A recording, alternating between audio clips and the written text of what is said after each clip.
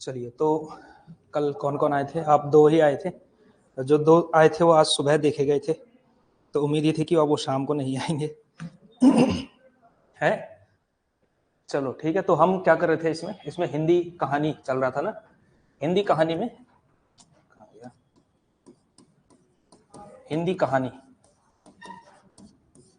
तो हिंदी कहानी में अब तक हम प्रेमचंद पूर्व युग समाप्त कर चुके हैं।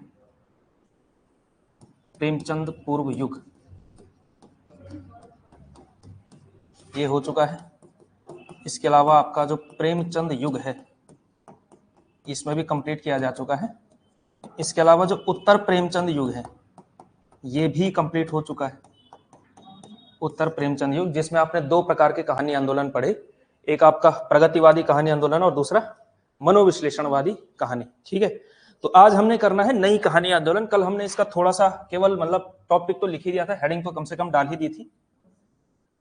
एसी ऑन करना पड़ेगा शायद।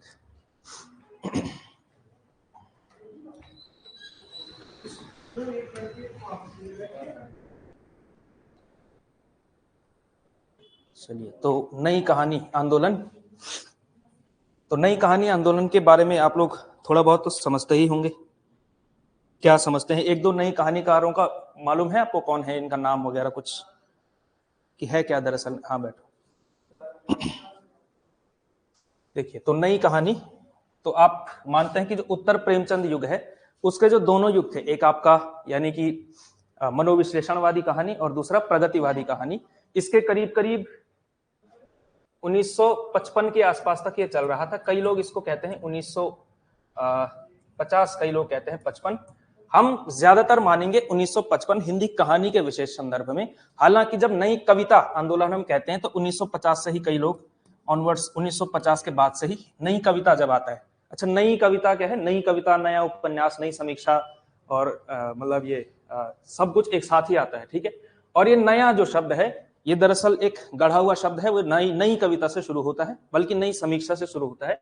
और हिंदी में ये शुरुआत करी थी अज्ञेय नाम के एक जो रचनाकार थे जिन्होंने प्रयोगवाद की शुरुआत करी, उन्हें ही नई कविता का भी कह सकते हैं प्रवर्तक माना जाता है। ठीक है, तो नई कहानी आंदोलन की कुछ परिस्थितियां समझिए। 1955 का साल याद करिए, मतलब याद कैसे करिए, पैदा हुए नहीं थे, याद करिए, मतलब थोड़ा सा उसका ध्यान करिए कि उस समय पे क्या क्या था। तो कुछ परिस्थितियां देखिए आप उस समय की, तब आपको नई कहानी की सारी कहानियां पता चल जाएंगी कि ये कहानियां क्या हैं और क्यों हैं। पहला है 1947 को गुजरे हुए हो चुके हैं 7-8 साल भारत के विशेष संदर्भ में। 1947 में क्या हुआ था? भारत आजाद हुआ था। ठीक, भारत आजाद हुआ 1947 में, और इसका मतलब क्या है कि आजादी, अच्छा, आजादी को लेकर के भारतीयों में एक खास तरह का उत्साह कम से कम 1947 तक तो था ही। शुरू के 1-2 साल भी रहा कि चलो अब हम आजाद हो गए हैं। अच्छा, आजादी मिलने से पहले क्या रहता था? लोगों के मन में यह भाव रहता था कि जिस दिन आजादी मिल गई तो हमको हर चीज से आजादी मिलेगी, मतलब आजादी मिलेगी तो हर चीज से आजादी मिल जाएगी। एक बार अंग्रेज चले गए तो हमको क्या मिल जाएगा? जो ये वर्ण व्यवस्था है इससे छुटकारा मिल जाएगा। हम जो किसान हैं, हम जो भूखे मर रहे हैं अकाल से, हमारी सारी समस्याएं ठीक हो जाएंगी। यहां तक कि मतलब लोगों के मन में तो ये भी रहता था मेरे घर में पानी नहीं आ रहा है, एक बार अंग्रेज चले गए मेरे घर में पानी आना शुरू हो जाएगा। इस लेवल पे लोग सोचना शुरू करते थे, मतलब कि हर समस्या का जड़, सारी समस्याओं का जड़ कौन है? अंग्रेज। एक बार अंग्रेज चले गए तो उसके बाद क्या है? भारत को विश्व गुरु होने से कोई नहीं रोक सकता है, ऐसा भाव लोगों के मन में रहता था। 1947 हुआ, देश के 2 टुकड़े हो गए। ठीक है, आधा से ज्यादा मोराल तो उसी पे डाउन हो गया कि भाई देश मिला भी तो विभाजित मिल गया, एक बड़ा हिस्सा जा चुका है हमारा। और उसके साथ ही क्या हुआ? आजादी जैसे मिली तो आजादी में जो सपना देखा गया था, आजादी का जो सपना देखा गया था वो सपना पूरा होता हुआ दिखा नहीं। कि अंग्रेज चले गए, अब वो सारी समस्याएं इतनी जल्दी ठीक कैसे होती? ठीक है, तो ऐसा लगा कि अंग्रेज होते भी तब भी समस्याएं ऐसी हैं, अंग्रेज नहीं मतलब आज चले गए हैं तब भी समस्याएं ऐसी हैं। तो इसका मतलब क्या है? एक तरह से आजादी का जो मूल्य था, यानी जो आजादी थी, उससे एक तरह का मोहभंग की स्थिति हमारे मतलब समाज में व्याप्त होने लगी। इसको कहा जाता है मोहभंग। तो ये पूरा टाइम ही मोहभंग का है। तो आजादी से क्या हो गया? एक तो हो गया मोहभंग। ठीक है, दूसरी परिस्थिति क्या थी? दूसरी परिस्थिति थी शहरीकरण की। शहरीकरण की परिस्थिति। इस समय पर क्या हो रहा था? औद्योगिकीकरण हुआ है 19वीं सदी में, पूरे यूरोप में हुआ। 20वीं सदी तक आते आते भारत में भी होने लगा। और शहरीकरण की वजह से एक वर्ग बना जिसको कहते हैं मध्य वर्ग, मिडिल क्लास। अच्छा, मिडिल क्लास कैसे पैदा हुआ? मिडिल क्लास उद्योगों से पहले, जब तक इंडस्ट्री नहीं लगी थी, जब तक कृषि प्रधान अर्थव्यवस्था थी, तब तक मिडिल क्लास था ही नहीं।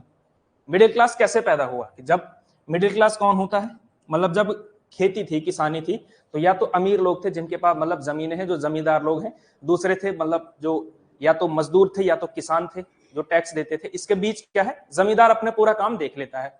बाद में क्या हुआ कि जैसे पूंजीवाद आए, यानी कि जैसे जैसे उद्योग आए, तो उद्योगों को चलाने के लिए क्या चाहिए, एक मिडिल मैन की आवश्यकता है, जो क्या करे, एक सुपरवाइजर की आवश्यकता है, मतलब जो काम करे किसके अधीन, पूंजीपति के अधीन, उद्योगों के मालिक और मजदूरों के बीच सेतु बने, यानी जो उनको मैनेज करे, ये सारी चीजें करे, जो पढ़ा लिखा हो, जिसको ये चीजें आती हो। ठीक है, तो मध्य वर्ग यहाँ पर डेवलप होता है शहर में।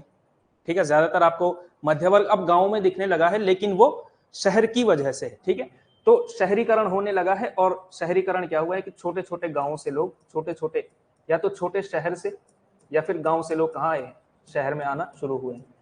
अब जब शहर में लोग आना शुरू होते हैं, तो शहर अपने आप में केवल एक भूगोल नहीं है, ये क्या है, अपने आप में एक पूरा कल्चर लेकर के आता है।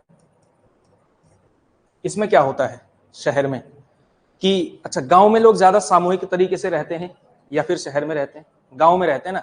शहर में क्या है, अच्छा आप लोग जहां भी रहते हैं, क्या आप अपने पड़ोसी का नाम जानते हैं? हो सकता है कुछ के जानते हो, एक दो के जानते हो, लेकिन गांव में तो आप मतलब 4-5 गांवों का सबको जानते हैं। ठीक है, 8-10 पूरे मुल्क को जान लेते हैं कि यहाँ वो है, वहां वो, कम से कम सबको जानते हैं। शहर में आप एक दूसरे को नहीं जानते। इसका मतलब क्या है, शहर में क्या है, एक तरह का अकेलापन है। ठीक है, और अकेलापन जो हमेशा से शहर में रहा है, उसको अकेलापन उतना खलता नहीं है, क्योंकि वो हमेशा से इस संस्कृति का हिस्सा रहा है। लेकिन जो छोटे शहर से आ रखा है, जो गांव से आ रखा है, उसको ये अकेलेपन की समस्या बहुत ज्यादा काटती है, उसको अकेलापन ज्यादा लगता है। तो क्या हुआ कि जो खास करके जो ये लेखक थे, लेखक भी या तो छोटे शहर से आया है काम की तलाश में, या तो गांव से आ रखा है, और वो मतलब नौकरी करता है किसी, उसमें बहुत ज्यादा उसका वर्ग, बहुत बड़ा उसका वो चीज नहीं है। गांव में सब महफिल वगैरह लगती थी, रात को सब मतलब ऐसा गाना बजाना होता था, सब एक साथ रहते थे, तो अकेलापन कम से कम गांव में तो नहीं होता है। शहर में अकेलापन, एक दूसरी टेंडेंसी इस समय पर ये थी। तीसरी स्थिति, उसकी संकेत कल हमने, उसकी ओर संकेत हमने कल किया था, वो थी महिलाओं की स्थिति। ठीक है, महिलाएं क्या हुई, एक तरह से मतलब हम कह सकते हैं घर से बाहर आना शुरू हुई।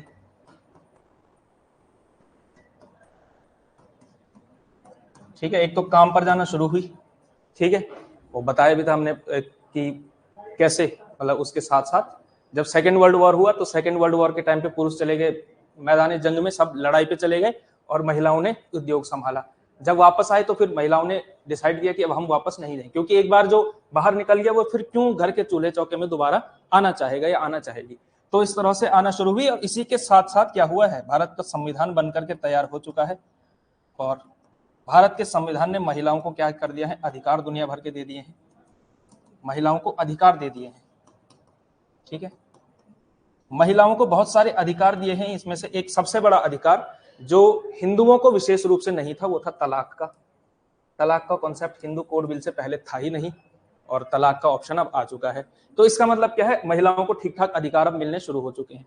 अब जब एक लंबे समय तक बिल्कुल एक आम सहमति थी कि क्या है, महिलाएं घर का काम करेंगी, महिलाओं को कम अधिकार रहेगा, पुरुषों की डोमिनेटिंग रहेगी, पुरुष जिस तरीके से चाहे उस तरह से शोषण कर सकते हैं, जिस तरह से चाहे व्यवस्था को चला सकते हैं। अब क्या है कि अब कॉन्फ्लिक्ट होने लगा है, अब विवाद एक तरह से मतलब दोनों के बीच एक संघर्ष की स्थिति धीरे धीरे आनी शुरू हो चुकी है, क्योंकि महिलाओं ने एक तरह से अपने अधिकारों के लिए आवाज उठाई है, उनके पास अधिकार भी आ चुके हैं। तो अब क्या है, जो आम पुरुष है उसके मन में जो अब समझ में नहीं आ रहा कि स्त्री पुरुष का संबंध चलेगा कैसे। जो बैलेंस ऑफ पावर था, पहले एक तरफ केवल पुरुषों के पास पावर हुआ करती थी, अब क्या हुआ है, महिलाओं के पास धीरे धीरे पावर आनी शुरू हुई है। तो पुरुष भी कंफ्यूज है एक तरह से कि करें क्या, अब कैसे चलेगा, मतलब है ना। तो फिर वो ये स्थिति भी इसमें डेवलप हो चुकी है। तो ये 3-4 परिस्थितियों के कंटेक्स्ट में आपको नई कहानी आंदोलन को समझना चाहिए। ठीक है, तो नई कहानी आंदोलन में लिखिए आप, नई कहानी आंदोलन, नई कहानी आंदोलन, इसमें लिखिए आप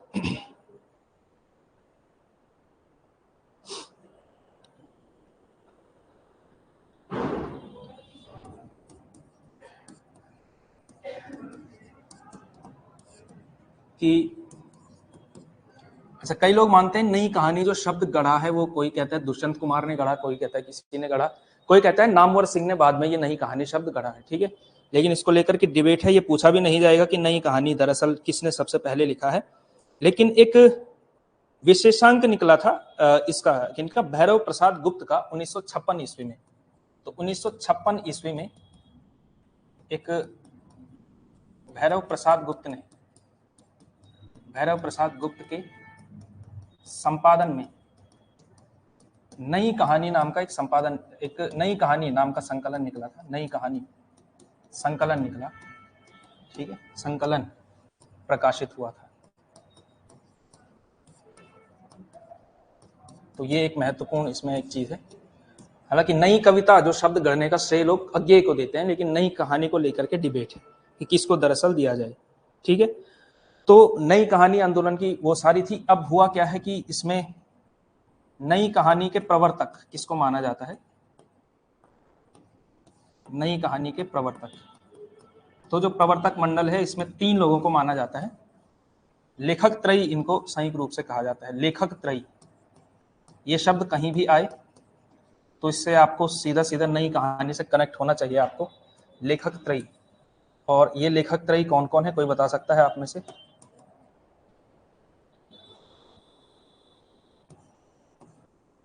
कोई भी, एनीवन? लेखक त्रयी है 3 में से कोई एक भी? चलो एक नाम मैं दे देता हूं आपको, राजेंद्र यादव,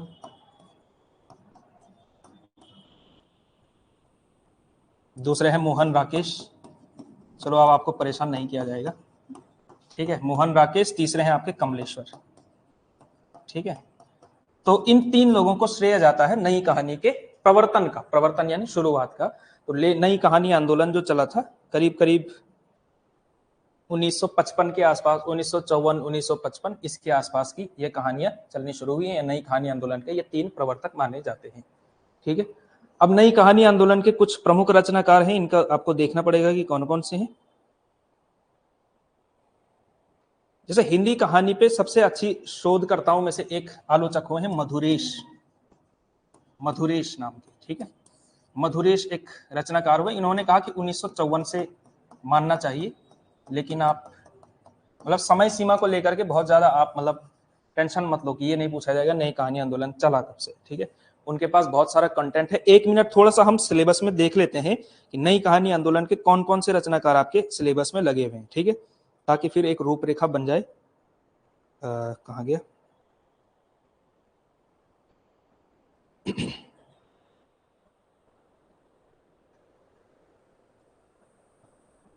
चलिए, तो इसमें है आपके इलाचंद, यशपाल, मोहन राकेश। तो इनमें से कुछ कुछ रचनाकार लिखिए नई कहानी आंदोलन से जुड़े हुए।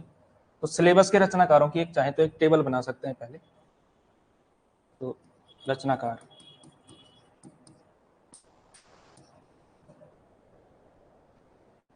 एक तो है मोहन राकेश, जो कि पढ़ने ही है वैसे भी। मोहन राकेश को सबसे ज्यादा वैसे पढ़ा जाता है नाटक में। दूसरे आते हैं इसमें शैलेश मटियानी का नाम लिखा हुआ है, ज्यादा योगदान इनका वैसे इसमें है, किसमें? उपन्यासों की दुनिया में, और वो भी आंचलिक उपन्यासों की दुनिया में। जो कुमाऊं मंडल के उपन्यास है, कुमाऊं के आंचलिक उपन्यास समझते हैं आप लोग? क्या होता है आंचलिक उपन्यास? एनीवन? आंचलिक उपन्यास शैलेश मटियानी है। इसके अलावा राजेंद्र यादव, कमलेश्वर वगैरह तो होंगे ही। राजेंद्र यादव, कमलेश्वर। इसके अलावा मन्नू भंडारी भी होनी चाहिए, मन्नू भंडारी। इसके अलावा मन्नू भंडारी, कृष्णा सोबती,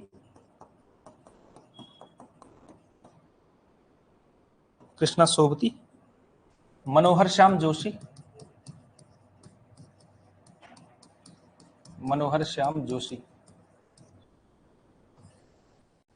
इसके अलावा है फणीश्वरनाथ रेणु, भीष्म साहनी, और इसके अलावा आते हैं आपके मन्नू भंडारी हो चुका है। उषा प्रियमवदा भी इसमें है, इंटरेस्टिंग, उषा प्रियमवदा। तो इनकी एक एक दो कहानियां कम से कम आपको करके जानी ही पड़ेगी। अच्छा, इसमें मैं आपको एक चीट कोड बता देता हूं। इसमें निर्मल वर्मा भी नाम है, निर्मल वर्मा। इसके अलावा 2 रचनाकार और हैं इसमें, एक का नाम है सुभाष पंत, दूसरे हैं वल्लभ डोभाल। सुभाष पंत और तीसरा आते हैं वल्लभ डोभाल।